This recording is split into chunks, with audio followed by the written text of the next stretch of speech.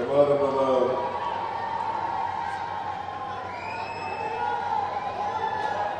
ದಿವ್ಯ ಸಾನ್ನಿಧ್ಯವನ್ನು ವಹಿಸಿರ್ತಕ್ಕಂಥ ರಾಗಿನೆಲೆ ಮಹಾಸಂಸ್ಥಾನ ಮಠದ ಪೂಜ್ಯರಾದಂಥ ನಿರಂಜನಾನಂದ ಪುರಿ ಸ್ವಾಮೀಜಿಯವರಿಗೆ ನಮಸ್ಕರಿಸಿ, ಮುಖ್ಯ ಅತಿಥಿಗಳಾಗಿ ಭಾಗವಹಿಸಿರ್ತಕ್ಕಂಥ ಬೆಳಗಾವಿ ಜಿಲ್ಲೆಯ ಉಸ್ತುವಾರಿ ಸಚಿವರು ಹಾಗೂ ಲೋಕೋಪಯೋಗಿ ಸಚಿವರಾದಂಥ ಸತೀಶ್ ಜಾರಕಿಹೊಳಿ ಅವರೇ, ಕನ್ನಡ ಮತ್ತು ಸಂಸ್ಕೃತಿ ಇಲಾಖೆ, ಹಿಂದುಳಿದ ವರ್ಗಗಳ ಇಲಾಖೆಯ ಸಚಿವರಾದಂಥ ಶಿವರಾಜ್ ತಂಗಡಗಿ ಅವರೇ,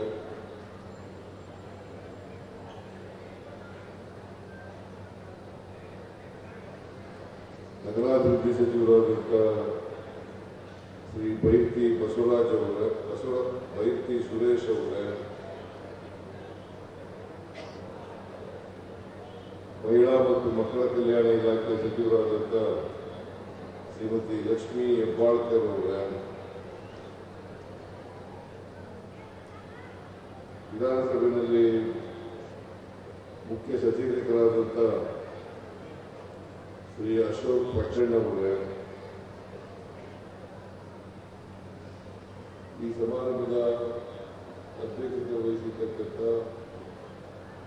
ಹಾಗೂ ನಂದಗಡ ಕ್ಷೇತ್ರದ ಶಾಸಕರಾದಂಥ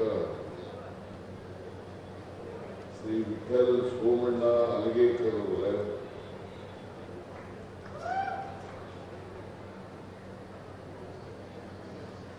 ಗ್ಯಾರಂಟಿ ಯೋಜನೆಗಳ ಅನುಷ್ಠಾನ ಸಮಿತಿಯ ಅಧ್ಯಕ್ಷರಾದಂಥ ಮಾಜಿ ಸಚಿವರು ಆದಂಥ ಶ್ರೀ ಎಂ ರೇವಣ್ಣ ಅವರೇ, ಶಾಸಕರಾದಂಥ ಅನಂತ್ ಎಸ್ ಕೌಡಿಲ್ಗಿ ಅವರೇ, ಬಾಬಾ ಸಾಹೇಬ್ ಪಟೇಲ್ ಅವರೇ, ರಾಜು ಆಶಿಫ್ ಶೇಖ್ ಅವರೇ, ವಿಶ್ವಾಸ್ ವೈದ್ಯ ಅವರೇ, ಮೇಲ್ಮನೆಯ ಸದಸ್ಯರಾದಂಥ ಚಂದ್ರರಾಜ್ ಅಡ್ಡಿಹೊಳಿ ಅವರೇ, ಸಂಗೊಳ್ಳಿ ರಾಯಣ್ಣ ಅಭಿವೃದ್ಧಿ ಪ್ರಾಧಿಕಾರದ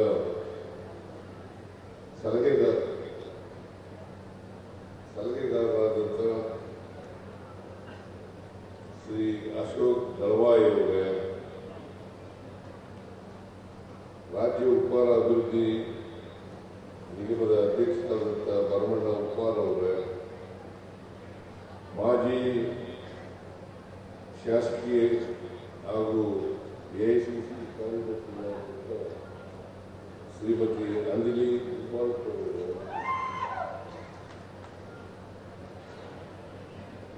ಬೆಳಗಾವಿ ಅಭಿವೃದ್ಧಿ ಪ್ರಾಧಿಕಾರದ ಅಧ್ಯಕ್ಷರಾದಂಥ ಲಕ್ಷ್ಮಣರಾವ್ ಚಿಂಗ್ಳೆ ಅವರೇ, ಜಿಲ್ಲಾ ಗ್ಯಾರಂಟಿ ಯೋಜನೆಗಳ ಸಮಿತಿಯ ಅಧ್ಯಕ್ಷರಾದಂಥ ವಿನಯ್ ನಾವಕಟ್ಟಿ ಅವರೇ, ವೇದಿಕೆ ಮೇಲಿರ್ತಕ್ಕಂಥ ಇತರ ಎಲ್ಲ ಆಹ್ವಾನಿತರಿಗೆ, ಜಿಲ್ಲೆಯ ಎಲ್ಲ ಅಧಿಕಾರಿ ಸ್ನೇಹಿತರೇ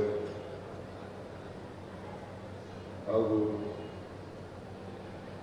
ಇಲ್ಲಿ ನೆರೆದಿರ್ತಕ್ಕಂಥ ಆತ್ಮೀಯ ಅಣ್ಣ ತಮ್ಮಂದಿರೇ, ಅಕ್ಕ ತಂಗಿಯರೇ, ಎಲ್ಲ ಯುವಕ ಮಿತ್ರರೇ, ಮಾಧ್ಯಮದ ಸ್ನೇಹಿತರು, ಇವತ್ತು ಸಂಗೊಳ್ಳಿ ರಾಯಣ್ಣ ಅವರ ಹೆಸರನ್ನ ಕೇಳಿದ್ರೆ ಮೈ ಜುಮ್ ಅಂತದೆ.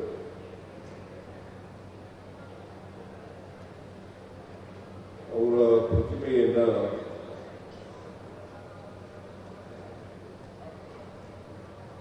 ಅವರ ಸಮಾಧಿ ಹತ್ರ ಇರ್ತಕ್ಕಂಥ ಕೆರೆಯಲ್ಲಿ ನಿರ್ಮಾಣ ಮಾಡಿ ಅದನ್ನು ಲೋಕಾರ್ಪಣೆ ಮಾಡ್ತಾ ಇದ್ದೀವಿ. ಅತ್ಯಂತ ಸಂತೋಷದಿಂದ ಈ ಪ್ರತಿಮೆಯನ್ನು ಲೋಕಾರ್ಪಣೆ ಮಾಡಿದ್ದೇನೆ ಅಂತಕ್ಕಂಥ ಮಾತುಗಳನ್ನು ಈ ಸಂದರ್ಭದಲ್ಲಿ ಹೇಳಲಿಕ್ಕೆ ಬಯಸ್ತಾ ಇದ್ದೇನೆ.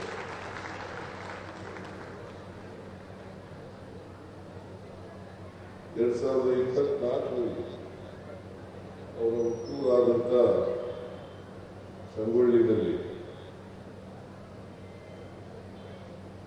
ಅಲ್ಲಿ ಶೌರ್ಯ ಭೂಮಿ ಮತ್ತು ಸಂಗೊಳ್ಳಿ ರಾಯಣ್ಣವರ ಹೆಸರಿನಲ್ಲಿ ಆಗಿರ್ತಕ್ಕಂಥ ಒಂದು ಸೈನಿಕ ಶಾಲೆಯನ್ನ ನಾನೇ ಉದ್ಘಾಟನೆ ಮಾಡಿದೆ. ಎಲ್ಲ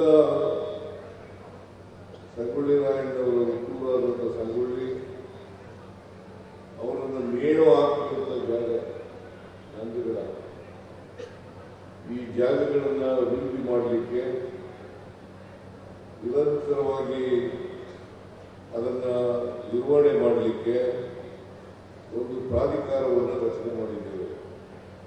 ಆ ಪ್ರಾಧಿಕಾರದ ಅಧ್ಯಕ್ಷರು ನಾನೇ.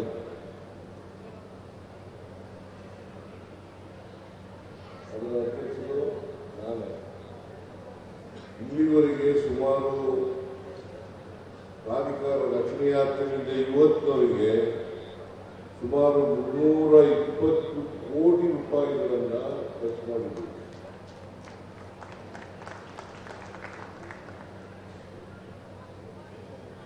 ಇವತ್ತು ಅವುಗಳ ಜೊತೆಗೆ ಒಂದು ವಸ್ತು ಸಂಗ್ರಹಾಲಯವನ್ನು ಕೂಡ ಪ್ರಾರಂಭ ಮಾಡಿದ್ದೇವೆ. ಇದಕ್ಕೆ ವೀರಭೂಮಿ ಅಂತಕ್ಕಂಥ ಹೆಸರನ್ನ ಇಟ್ಟಿದ್ದನ್ನ ನಾವು ಇವತ್ತು ಮರೆಯಲಿಕ್ಕೆ ಸಾಧ್ಯ ಇಲ್ಲ. ಒಟ್ಟಾರೆ ಸಂಗೊಳ್ಳಿ ರಾಯಣ್ಣ ಒಬ್ಬ ಸ್ವಾತಂತ್ರ್ಯ ಪ್ರೇಮಿ, ರಾಷ್ಟ್ರ ಪ್ರೇಮಿ, ನಾಡ ಪ್ರೇಮಿ. ಅವರು ನಾವೆಲ್ಲರೂ ಕೂಡ ಅವರ ಜೀವನ ಮಾರ್ಗದರ್ಶನ ಅಂತಕ್ಕಂಥ ಮಾತುಗಳನ್ನ ಹೇಳಲಿಕ್ಕೆ ಬಯಸ್ತಾ ಇದ್ದಾರೆ. ಬಾಬಾ ಸಾಹೇಬ್ ಅಂಬೇಡ್ಕರ್ ಅವರು ಒಂದು ಮಾತನ್ನ ಹೇಳ್ತಾ ಇದ್ರು, ಯಾರು ಇತಿಹಾಸವನ್ನ ಮರೀತಾರೆ ಅವ್ರು ಯಾರು ಕೂಡ ಭವಿಷ್ಯವನ್ನು ರೂಪಿಸಲಿಕ್ಕೆ ಸಾಧ್ಯ ಇಲ್ಲ. ಇತಿಹಾಸ ಯಾರು ಜ್ಞಾಪಕ ಇಟ್ಟಿರ್ತಾರೆ ಅವು ಮಾತ್ರ ಭವಿಷ್ಯವನ್ನು ರೂಪಿಸಿಕೊಳ್ಳಲಿಕ್ಕೆ ಸಾಧ್ಯ ಆಗ್ತದೆ ಅಂತ ಮಾತುಗಳನ್ನ ಹೇಳಲಿಕ್ಕೆ ಬಯಸ್ತಾ ಇದ್ದಾರೆ. ಈ ಸೈನಿಕ ಶಾಲೆ ಇದೆಯಲ್ಲ, ಅವ್ರ ಹೆಸರಲ್ಲಿ ಯಾಕೆ ಸೈನಿಕ ಶಾಲೆ ಮಾಡ್ತಾ ಇದ್ದಾರೆ ಅಂತಂದ್ರೆ, ಕಿತ್ತೂರು ರಾಣಿ ಚೆನ್ನಮ್ಮನವರ ಆಸ್ಥಾನದಲ್ಲಿ ಇವರು ಒಬ್ಬ ಕಿತ್ತೂರು ರಾಣಿ ಚೆನ್ನಮ್ಮನವರಿಗೆ ಬಲಗೈ ಬಂಟನಂತಿದ್ದಂತ ಒಬ್ಬ ಅತ್ಯಂತ ನಂಬಿಕೆಯ ಸೈನಿಕ ಅಂತಕ್ಕಂಥದನ್ನು ಮರೆಯಲಿಕ್ಕೆ ಸಾಧ್ಯ ಇಲ್ಲ. ಇವರು ಬ್ರಿಟಿಷ್ನವರು ಚೆನ್ನಮ್ಮನವರ ವಿರುದ್ಧ ಕಾಲ್ಕೆರೆದು ಯುದ್ಧ ಮಾಡ್ತಾರೆ. ಮೊದಲನೇ ಯುದ್ಧದಲ್ಲಿ ಗೆಲುವನ್ನ ಸಾಧಿಸ್ತಾರೆ. ಎರಡನೇ ಯುದ್ಧ ಮಾಡುವಾಗ ಅವರು ಕಿತ್ತೂರು ರಾಣಿ ಚೆನ್ನಮ್ಮ ಸೆರೆಯಾಗ್ತಾರೆ, ರಾಯಣ್ಣ ತಪ್ಪಿಸ್ಕೊಳ್ತಾರೆ. ಈ ತಪ್ಪಿಸ್ಕೊಂಡು ಅವರು ಇಲ್ಲಿ ನಂದಗಡ ಅವರ ಕಾರ್ಯಕ್ಷೇತ್ರ ಆಗ್ತಾರೆ. ನಂದಗಡನೇ ಅವರ ಕಾರ್ಯಕ್ಷೇತ್ರ. ಇಲ್ಲಿ ಅವರು ಒಂದು ಸೈನ್ಯವನ್ನ ಕಟ್ಕೊಂಡು ಬ್ರಿಟಿಷ್ನವರ ವಿರುದ್ಧ ಹೋರಾಟವನ್ನ ಮಾಡ್ತಕ್ಕಂಥ ಪ್ರಯತ್ನವನ್ನ ಮಾಡ್ತಾರೆ. ದೇಶವನ್ನ ಬ್ರಿಟಿಷ್ನವರ ಕಪಿಮುಷ್ಟಿಯಿಂದ ಬಿಡುಗಡೆ ಮಾಡಬೇಕು, ಕಿತ್ತೂರು ಸಂಸ್ಥಾನ ಸ್ವತಂತ್ರವಾಗಬೇಕು ಅಂತಕ್ಕಂಥದ್ದು ಅವರ ಉದ್ದೇಶ. ಅದಕ್ಕಾಗಿ ಹೋರಾಟ ಮಾಡ್ತಾರೆ. ಆಮೇಲೆ ಅವರನ್ನ ಸೆರೆ ಹಿಡಿತಕ್ಕಂಥ ಬ್ರಿಟಿಷ್ನವರು ಸೆರೆ ಹಿಡಿತಕ್ಕಂಥ ಕೆಲಸವನ್ನು ಮಾಡ್ತಾರೆ. ಸೆರೆ ಹಿಡಿಬೇಕಾದ್ರೆ ನಮ್ಮವರೇ ಸಹಾಯ ಮಾಡ್ತಾರೆ ಅಂತಕ್ಕಂಥದ್ದನ್ನು ಮರೆಯಲಿಕ್ಕೆ ಸಾಧ್ಯ ಇಲ್ಲ. ಇದನ್ನ ಯಾವಾಗಲೂ ತಿಳ್ಕೋಬೇಕಾಗ್ತದೆ. ಇವತ್ತು ಪಟ್ಟಭದ್ರ ಹಿತಾಸಕ್ತಿಗಳಿರ್ತಾರೆ, ಅವತ್ತು ಕೂಡ ಪಟ್ಟಭದ್ರ ಹಿತಾಸಕ್ತಿಗಳಿರ್ತಾರೆ. ಇದು ಕನ್ನಡ ಗೊತ್ತಾಗುತ್ತಾ? ಗೊತ್ತಾಗುತ್ತಾರೆ ಅಲ್ಲ, ಯಾಕಂದ್ರೆ ಹಿಂದಿನಲ್ಲಿ ಕರ್ನಾಟಕದಲ್ಲಿ ಮಾತಾಡೋದ್ರಿಂದ ಕನ್ನಡ ಗೊತ್ತಾಗುತ್ತಾ? ಬಹಳ ಸಂತೋಷ. ಕನ್ನಡ ಪ್ರತಿಯೊಬ್ಬರು ಕೂಡ ಕಲಿಸಬೇಕು.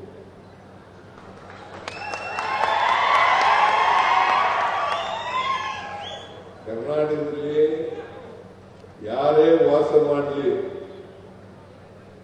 ಅವರು ಕೂಡ ಕನ್ನಡವನ್ನ ಕಲಿತು ಮಾತನಾಡ್ತಕ್ಕಂಥ ಪರಿಸ್ಥಿತಿ ಬರಬೇಕು. ಅದಕ್ಕೆ ನಮ್ಮೆಲ್ಲರ ಜವಾಬ್ದಾರಿ ಏನಪ್ಪಾ ಅಂತಂದ್ರೆ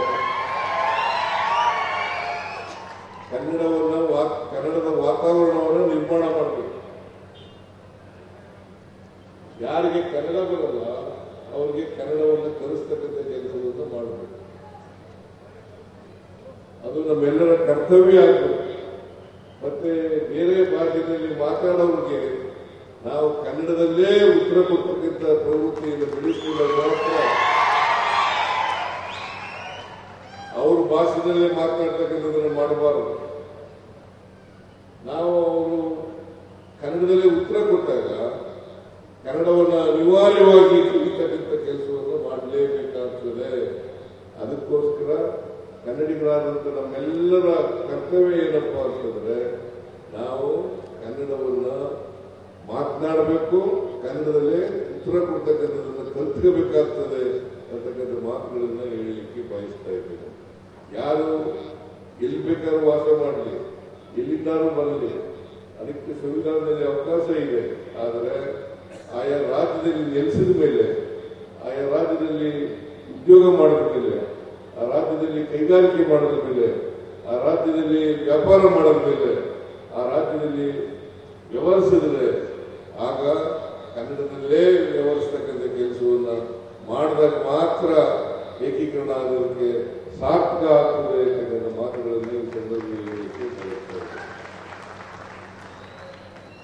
ಸಂಗೊಳ್ಳಿ ರಾಯಣ್ಣ ಈ ಸ್ವಾತಂತ್ರ್ಯ ಹೋರಾಟ ಇದೆಯಲ್ಲ, ಅದು ನಿನ್ನೆ ಮೊನ್ನೆ ನಡೆದದ್ದಲ್ಲ. ಬಹಳ ವರ್ಷಗಳಿಂದ, ನೂರಾರು ವರ್ಷಗಳ ಕಾಲ ಸ್ವಾತಂತ್ರ್ಯ ನಡೆಯಿತು. ಈಗ ಸಂಗೊಳ್ಳಿ ರಾಯಣ್ಣ ಮತ್ತೆ ಕಿತ್ತೂರು ಚೆನ್ನಮ್ಮ ಬ್ರಿಟಿಷ್ನವರ ವಿರುದ್ಧ ಹೋರಾಟವನ್ನು ಮಾಡಿದ್ರು. ಬ್ರಿಟಿಷ್ನವರಿಗೆ ಬರ್ತಕ್ಕಂಥ ಕೆಲಸವನ್ನು ಮಾಡಲಿಲ್ಲ. ಚೆನ್ನಮ್ಮನು ಕೂಡ ಮಾಡಬಹುದಾಗಿತ್ತು, ಸಂಗೊಳ್ಳಿ ರಾಯಣ್ಣ ಕೂಡ ಮಾಡಬಹುದಾಗಿತ್ತು. ಅವರಿಗೆ ಸರೆಂಡರ್ ಆಗಿ ಕಪ್ಪ ಕಾಣಿಕೆಯನ್ನು ಕೊಡ್ತಕ್ಕಂಥ ಕೆಲಸವನ್ನು, ಅಧೀನ ರಾಜ್ಯ ಆಗ್ತಕ್ಕಂಥ ಕೆಲಸವನ್ನು ಮಾಡಬಹುದಾಗಿತ್ತು. ಆದರೆ ಸಾಮಂತರಾಗಿ ಉಳಿಲಿಕ್ಕೆ ಕಿತ್ತೂರು ರಾಣಿ ಚೆನ್ನಮ್ಮ ಒಪ್ಪಲಿಲ್ಲ. ಹಾಗಾಗಿ ಬ್ರಿಟಿಷ್ನವ್ರ ಮೇಲೆ ಯುದ್ಧವನ್ನು ಮಾಡಿದ್ರು. ಬ್ರಿಟಿಷ್ನವರು ಸೋಲು ಗೆಲುವುಗಳು ಇದ್ದೇ ಇರ್ತವೆ. ಹಾಗಂತೇಳಿ ಸೋತು ಅಂತೇಳಿ ಚೆನ್ನಮ್ಮ ಯಾವತ್ತೂ ಕೂಡ ಸರೆಂಡರ್ ಆಗ್ತಕ್ಕಂಥ, ಬ್ರಿಟಿಷ್ನವರಿಗೆ ಅಧೀನ ಆಗ್ತಕ್ಕಂಥ ಕೆಲಸವನ್ನು ಮಾಡಲಿಲ್ಲ ಅಂತಕ್ಕಂಥದ್ದನ್ನು ಮಾಡಲಿಕ್ಕೆ ಬಯಸ್ತಾ ಇದ್ದಾರೆ. ಇವರು ಸಂಗೊಳ್ಳಿ ರಾಯಣ್ಣ ಬದುಕಿರೋರಿಗೂ ಕೂಡ ಆಗಾಗ್ಗೆ ಗೆರಿಲ್ಲಾ ಯುದ್ಧವನ್ನು ಮಾಡ್ತಾ ಇದ್ರು. ಆ ಗೆರಿಲ್ಲಾ ಯುದ್ಧವನ್ನು ಮಾಡಿ ಬ್ರಿಟಿಷ್ನವರಿಗೆ ಚೆಳ್ಳೆಯನ್ನು ತಿನ್ನಿಸ್ತಕ್ಕಂಥ ಕೆಲಸವನ್ನ ಮಾಡಿದ್ರು ಅಂತಕ್ಕಂಥದ್ದನ್ನು ಮಾಡಲಿಕ್ಕೆ ಸಾಧ್ಯ ಇಲ್ಲ. ನಾವೆಲ್ಲರೂ ಕೂಡ ಸಂಗೊಳ್ಳಿ ರಾಯಣ್ಣ ಕಲಿಬೇಕಾದಂತ ಆದರ್ಶ ಏನಪ್ಪಾ ಅಂತಂದ್ರೆ ನಾವು ಈ ನಾಡಿನ ಮಣ್ಣಿನ ಮಕ್ಕಳು, ನಾವು ಈ ನಾಡಿನ ಪ್ರೇಮವನ್ನ, ಈ ದೇಶದ ಪ್ರೇಮವನ್ನ, ದೇಶ ಪ್ರೇಮವನ್ನು ಬೆಳೆಸ್ಕೊಳ್ತಕ್ಕಂಥ ಕೆಲಸವನ್ನ ಮಾಡಿದಾಗ ಮಾತ್ರ ಕಿತ್ತೂರು ರಾಣಿ ಚೆನ್ನಮ್ಮನವರಿಗೆ ಮತ್ತು ಸಂಗೊಳ್ಳಿ ರಾಯಣ್ಣವರಿಗೆ ನಾವು ಗೌರವವನ್ನು ಸಲ್ಲಿಸಿದಾಗ ಆಗ್ತದೆ ಅಂತಕ್ಕಂಥ ಮಾತುಗಳನ್ನು ಹೇಳಲಿಕ್ಕೆ ಬಯಸ್ತಾ ಇದ್ದೇವೆ. ಸಂಗೊಳ್ಳಿ ರಾಯಣ್ಣವರು ಕೊನೆಗೆ ಬ್ರಿಟಿಷ್ನವರ ಸೆರೆ ಆದಮೇಲೆ ಅವ್ರ ಜೊತೆಯಲ್ಲಿ 6 ಜನ ಸಂಗೊಳ್ಳಿ ರಾಯಣ್ಣರು ಸೇರಿ 7 ಜನ ನೇಣಿಗೆ ಹಾಕ್ತಾರೆ. ಅದೇ ನಂದಿಗಡ ಆಂಧ್ರದಲ್ಲಿ ಅವರನ್ನ ನೇಣು ಹಾಕ್ತಕ್ಕಂಥ ಕೆಲಸ ಮಾಡ್ತಾರೆ. ಅದರ ಅಭಿವೃದ್ಧಿಯನ್ನು ಕೂಡ ಈಗ ಸಂಗೊಳ್ಳಿ ರಾಯಣ್ಣನ ಪ್ರತಿಮೆ ಆಗಿದೆ. ಈ ಯಾರ್ಯಾರು ಸಂಗೊಳ್ಳಿ ರಾಯಣ್ಣನ ಜೊತೆ ನೇಣುಗಂಬಕ್ಕೆ ಹೋದ್ರು ಅವರೆಲ್ಲರ ಸಮಾಧಿಗಳನ್ನು ಕೂಡ ಅಭಿವೃದ್ಧಿ ಮಾಡ್ತಕ್ಕಂಥ ಕೆಲಸವನ್ನ ಮಾಡ್ತೇವೆ.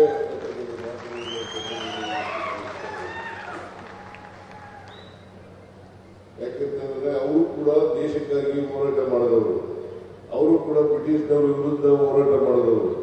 ಅವರ ಸಮಾಧಿಗಳನ್ನು ಕೂಡ ಅಭಿವೃದ್ಧಿ ಮಾಡ್ತಕ್ಕಂಥ ಕೆಲಸವನ್ನು ಮಾಡ್ತೇವೆ. ಹೇಗೆ ಸಂಗೊಳ್ಳಿ ರಾಯಣ್ಣ ಅಭಿವೃದ್ಧಿ ಮಾಡಿದ್ದೀವಿ ಹಾಗೆಯೇ ಅವರ ಸಮಾಧಿಗಳನ್ನು ಕೂಡ ಅಭಿವೃದ್ಧಿ ಮಾಡ್ತಕ್ಕಂಥ ಕೆಲಸವನ್ನು ಮಾಡ್ತೇವೆ ಅಂತಕ್ಕಂಥ ಮಾತುಗಳನ್ನು ಈ ಸಂದರ್ಭದಲ್ಲಿ ಹೇಳಲಿಕ್ಕೆ ಬಯಸ್ತಾ ಇದ್ದಾರೆ. ಜೊತೆಗೆ ಸೈನಿಕ ಶಾಲೆ ಇದೆಯಲ್ಲ, ಈಗಾಗಲೇ 6, 7, 8, 9 ಸುಮಾರು 388 ವಿದ್ಯಾರ್ಥಿಗಳು ಪಾಠವನ್ನು ಕಲಿತಾ ಇದ್ದಾರೆ. ಯಾಕೆಂತಂದ್ರೆ ನಾನು ಕೊಡಗಿನಲ್ಲಿ ಒಂದು ಸೈನಿಕ ಶಾಲೆಯನ್ನು ಮಾಡಿದೆ.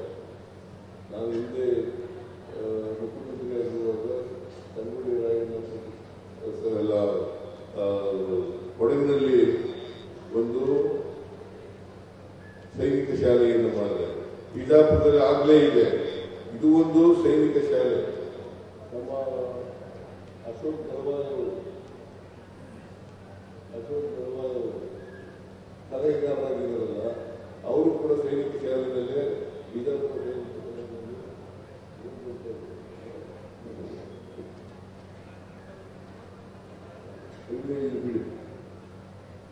ಓದಿರ್ತವರು ಅವ್ರನ್ನೇ ಸಲಹೆಗಾರನಾಗಿ ನೇಮಕ ಮಾಡ್ಕೊಂಡಿರ್ತಕ್ಕಂಥವ್ರು ಕೂಡ ಇದೇ ಉದ್ದೇಶ ಅಂತಕ್ಕಂಥದನ್ನ ನಾನು ಇಬ್ಬರು ವ್ಯಕ್ತಿಗಳನ್ನ ನೇಮಕಬೇಕಾಗ್ತದೆ. ಒಂದು ಇಟ್ಟಣಿಗೆಯವರು ಪೊಲೀಸ್ ಇನ್ಸ್ಪೆಕ್ಟರ್ ಆಗಿರೋರು, ಅವರು ನಿವೃತ್ತ ಪೊಲೀಸ್ ಇನ್ಸ್ಪೆಕ್ಟರ್ ಆಗಿ ಹೈಕೋರ್ಟ್ಗೆ ಹೋಗಿ ಆದೇಶ ತಗೊಂಡ್ರು. ಇನ್ನೊಂದು ರೇವಣ್ಣ, ಅವರ ಅಧ್ಯಯನ ಸಮಿತಿ ಅವರ ಅಧ್ಯಕ್ಷತೆಯಲ್ಲೇ ಮಾಡಿದ್ದರು. ಅಧ್ಯಕ್ಷ ಶಿಫಾರಸುಗಳಿದ್ವಲ್ಲ, ಅದು ನೀವು ಸಲಹೆಗಾರರಾಗಿದ್ದೀರಿ ಅಂತ ಹೇಳಿದ್ರೆ, ನೀವು ಬಿಜಾಪುರದಲ್ಲಿ ಸೈನಿಕ ಶಾಲೆಯಲ್ಲಿ ಓದಿದ್ದು ಅಂತ ಹೇಳಿದ್ದೆ. ಅದನ್ನ ಅದಕ್ಕೋಸ್ಕರ ನೋಡಿದ್ರೆ ಓಕೆ, ಅವರಿಬ್ಬರಿಗೂ ಕೂಡ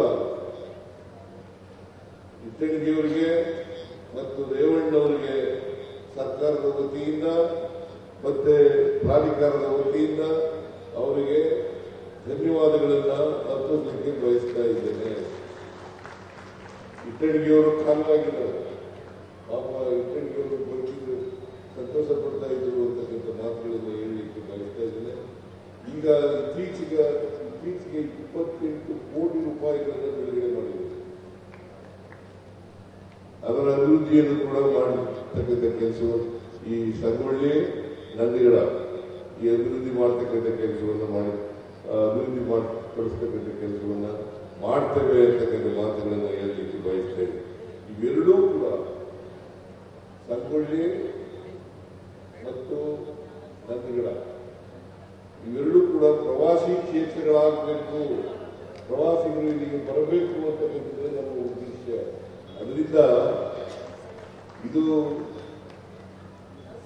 ಕಿತ್ತೂರು ರಾಣಿ ಚೆನ್ನಮ್ಮನವರು ಮತ್ತು ಸಂಗೊಳ್ಳಿ ರಾಯಣ್ಣ ಅವರ ಸಹಚರರು ಅವರು ಮಾಡುವಂಥ ಕೆಲಸ, ಬ್ರಿಟಿಷರ ವಿರುದ್ಧ ಹೋರಾಟ ಮಾಡುವಂಥದ್ದು ಇದೆಯಲ್ಲ, ಅದು ಒಂದು ರೋಚಕ ಕಥೆ ಅಂತಕ್ಕಂಥ ಮಾತುಗಳನ್ನು ಹೇಳಲಿಕ್ಕೆ ಬಯಸ್ತಾ ಇದ್ದಾರೆ. ಇಲ್ಲಿ ವಸ್ತು ಸಂಗ್ರಹಾಲಯ ಆಗಿದೆ. ಈ ವಸ್ತು ಸಂಗ್ರಹಾಲಯದಲ್ಲಿ ಸಂಗೊಳ್ಳಿ ರಾಯಣ್ಣ ಜೀವನ ಚರಿತ್ರೆ, ಇಡೀ ಅವರ ಬದುಕು ಮತ್ತೆ ಅವರ ಕುಟುಂಬದವರ ಬದುಕು ಅದೆಲ್ಲ ಚಿತ್ರಿತ ಆಗಿದೆ ಅಂತಕ್ಕಂಥದ್ದು. ನಾನು ಪೂರ ನೋಡಕ್ಕಾಗಲಿಲ್ಲ. ಇನ್ನೊಂದ್ಸಾರಿ ಬರ್ತೀನಿ, ಇನ್ನೊಂದ್ಸಾರಿ ಬಂದು ಇಡೀ ದಿನ ಇದ್ದು ಇವೆಲ್ಲರೂ ಕೂಡ ಪರಿಚಯ ಮಾಡ್ಕೊಳ್ತಕ್ಕಂಥ ಕೆಲಸವನ್ನ ಮಾಡ್ತೇನೆ ಅಂತಕ್ಕಂಥ ಮಾತುಗಳನ್ನ ಈ ಸಂದರ್ಭದಲ್ಲಿ ನಮ್ಮ ಸರ್ಕಾರ ಸಂಗೊಳ್ಳಿ ಮತ್ತು ನಂದಿಗಡ ಇವೆರಡನ್ನೂ ಕೂಡ ಅಭಿವೃದ್ಧಿ ಮಾಡಿ ಪ್ರವಾಸಿ ಕ್ಷೇತ್ರವನ್ನಾಗಿ ಮಾಡ್ತೇವೆ ಅಂತಕ್ಕಂಥ ಮಾತುಗಳನ್ನ ಈ ಸಂದರ್ಭದಲ್ಲಿ ಹೇಳಿ, ಯಾಕಂದ್ರೆ ಇದು ಎಲ್ಲರಿಗೂ ಕೂಡ ಸ್ಫೂರ್ತಿ, ನಮಗೆ ಸ್ಫೂರ್ತಿ. ನಾವೆಲ್ಲರೂ ಕೂಡ ದೇಶ ಪ್ರೇಮವನ್ನು ಬೆಳೆಸಬೇಕು. ದೇಶ ಪ್ರೇಮ ಬೆಳೆಸತಕ್ಕಂಥದ್ದು ಈ ದೇಶದ ಪ್ರಜಾಪ್ರಭುತ್ವ ಸ್ವಾತಂತ್ರ್ಯವನ್ನು ರಕ್ಷಣೆ ಮಾಡ್ತಕ್ಕಂಥ, ಸಂವಿಧಾನವನ್ನು ರಕ್ಷಣೆ ಮಾಡ್ತಕ್ಕಂಥ ಕೆಲಸವನ್ನು ನಾವು ಮಾಡಿದಾಗ ಮಾತ್ರ ಸಾಧ್ಯ ಆಗ್ತದೆ. ಶಿಕ್ಷಣ ಬಹಳ ಮುಖ್ಯ.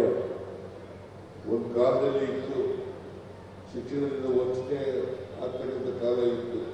ಶಿಕ್ಷಣ ಕಲಿಯಲಿಂತ ಇರಲಿಲ್ಲ, ಶಿಕ್ಷಣ ಎಲ್ಲರೂ ಸಿಗ್ತಕ್ಕಂಥ ಅವಕಾಶ ಇರಲಿಲ್ಲ.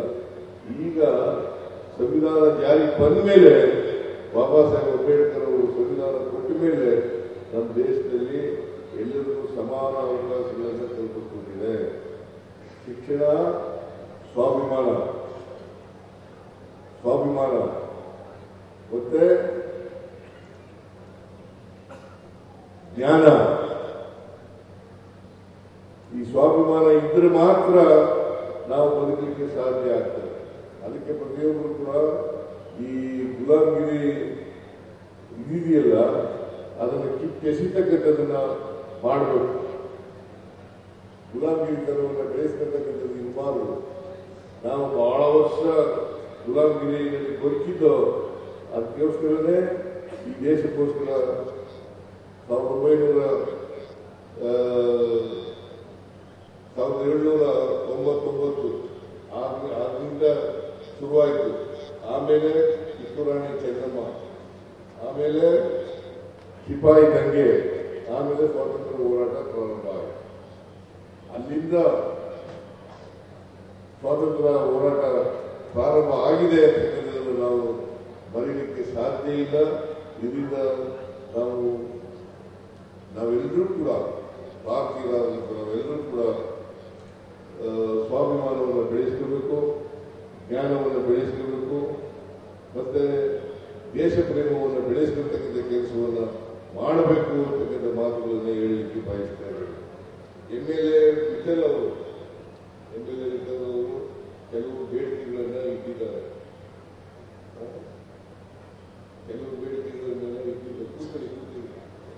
ಆ ಬೇಡಿಕೆಗಳನ್ನೆಲ್ಲ ಹಂತ ಹಂತವಾಗಿ ಮಾಡಿಕೊಡ್ತೇನೆ ಅಂತಕ್ಕಂಥ ಮಾತುಗಳನ್ನು ಹೇಳಲಿಕ್ಕೆ ಬಯಸ್ತಾ ಇದ್ದಾರೆ.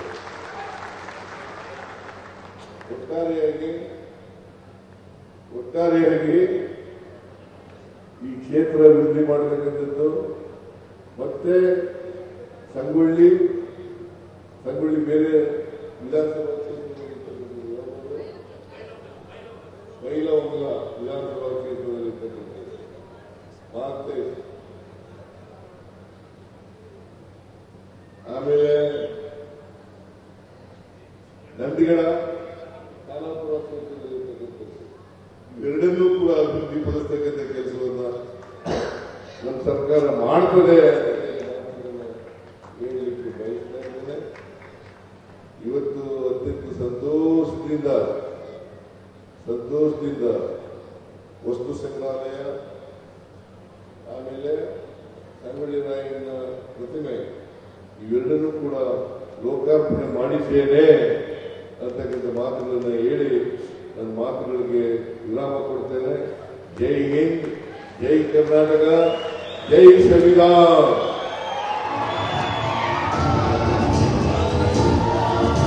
ಹೆಚ್ಚಿನ ವಿಡಿಯೋಗಳಿಗೆ ಪ್ರತಿಧ್ವನಿ ಯೂಟ್ಯೂಬ್ ಚಾನೆಲ್ ಸಬ್ಸ್ಕ್ರೈಬ್ ಮಾಡಿ, ಬೆಲ್ ಐಕಾನ್ ಕ್ಲಿಕ್ ಮಾಡಿ.